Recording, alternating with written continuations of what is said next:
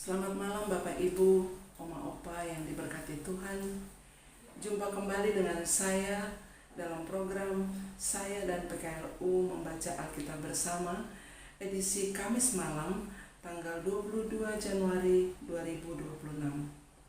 Bapak Ibu, Oma Opa yang diberkati Tuhan, perkenalkan nama saya Frida Latubesi, anggota PKLU GPIB Menara Kasih, Bekasi.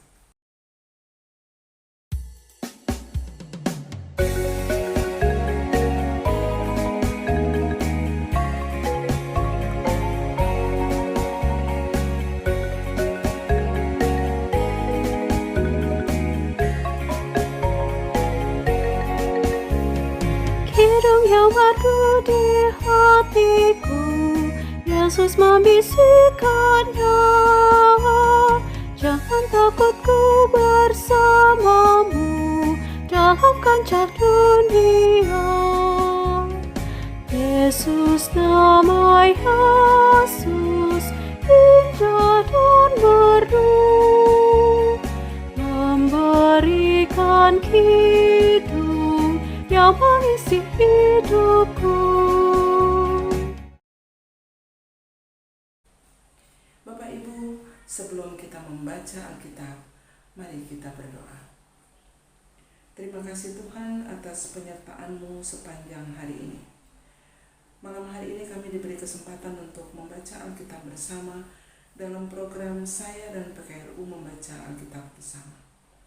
Siapkan hati dan pikiran kami supaya ketika kami membaca Alkitab dan merenungkannya, firman itu tertanam dalam hati dan pikiran kami, supaya kami menjadi pelaku-pelaku firman yang setia.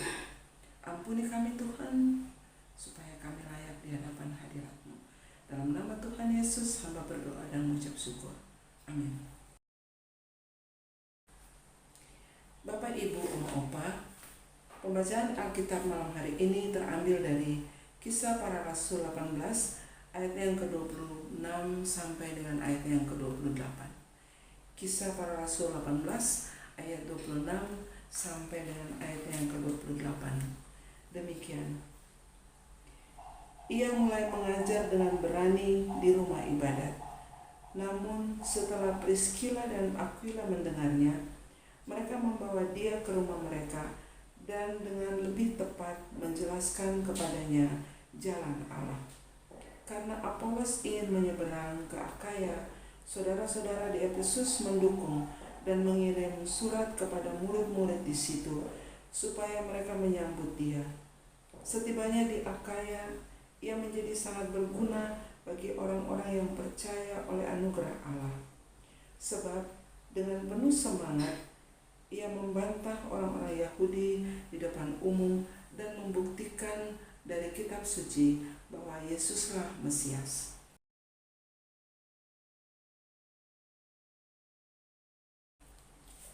Bapak, Ibu, Oma, Opa, SBU pada hari ini diberi judul Berani Menyatakan Kebenaran.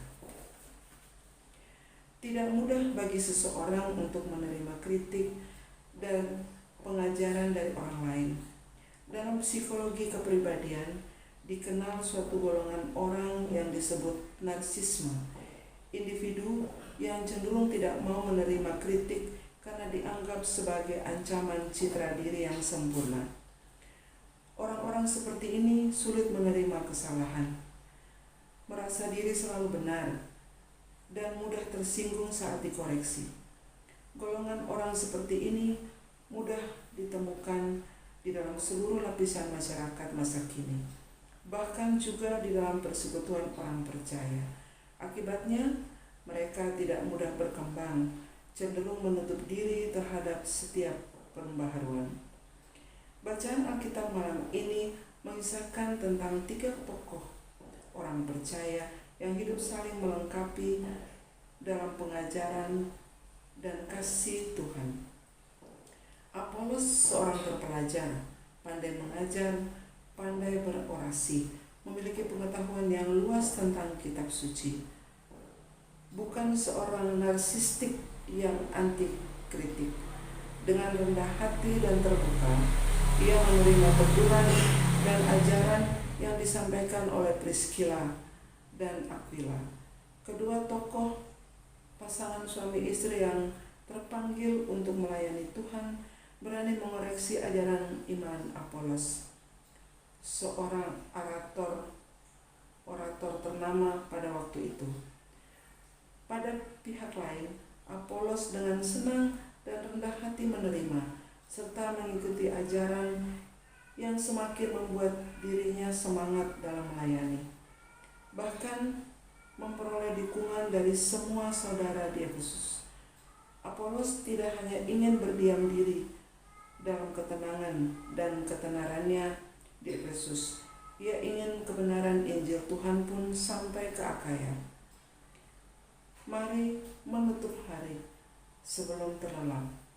Kita membangun tekad untuk hidup dalam kerendahan hati, terbuka menerima pengajaran yang benar, supaya besok dengan semangat baru semakin berani menyatakan kebenaran Tuhan melalui seluruh karya hidup kita.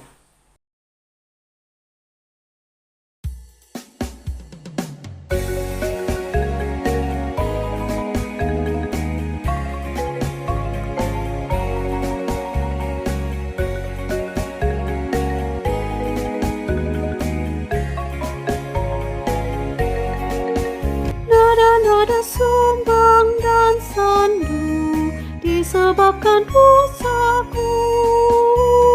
Yesus sudah menggantikannya jadi hidup yang merdu. Yesus, nama Yesus indah dan merdu, memberikan kidung yang mengisi hidupku.